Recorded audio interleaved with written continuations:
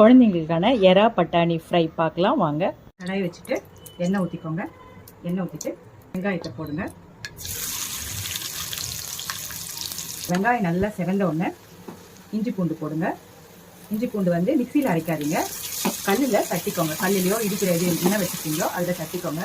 தட்டிட்டு அது இஞ்சி பூண்டு செவந்தோடனே கொஞ்சம் கருவேப்பிலை. நான் பச்சை பட்டாணி போடுறேன், குழந்தைங்களுக்கு பிடிக்கும். பச்சை பட்டாணி நம்ம போடுறதுனால கொஞ்சம் வெடிக்கும், அதனால கொஞ்சம் சிம்மில் வச்சுட்டு பண்ணுங்க. மஞ்சள் பொடி இப்போது 1/4 கிலோ எறா எடுத்திருக்கேன் நான். 1/4 கிலோ எறாவை அந்த பட்டாணியோட சேர்க்குறோம். இந்த எறாக்கும் பட்டாணிக்கும் தேவையான உப்பு சேர்த்துக்கோங்க. அதுக்கப்புறம் குழந்தைங்க சாப்பிட்றதுனால மிளகாப்பொடி கொஞ்சமாக ஒரே 1 ஸ்பூன் தான் ஆட் பண்ணுறேன். இப்போ இந்த எறாக்கு நம்ம தக்காளி சேர்க்க மாட்டோம். 10 மினிட்ஸ் மீடியம் ஃப்ளேமில் வச்சு குக் பண்ணுங்கள். அதுக்கப்புறம் நம்ம இறக்கிக்கலாம். இப்போ எறா ரெடி ஆகிடுச்சு. இந்த மாதிரி எண்ணெய் பிரிஞ்சு வந்தோன்னே பட்டாணி எறா ஃப்ரை ரெடி ஆகிடுச்சு பாருங்கள். இது சப்பாத்தி கூடயும் சாப்பிட்லாம், சாதத்துக்கு சாப்பிடலாம். பசங்க சும்மாவே சாப்பிடுவாங்க. நீங்கள்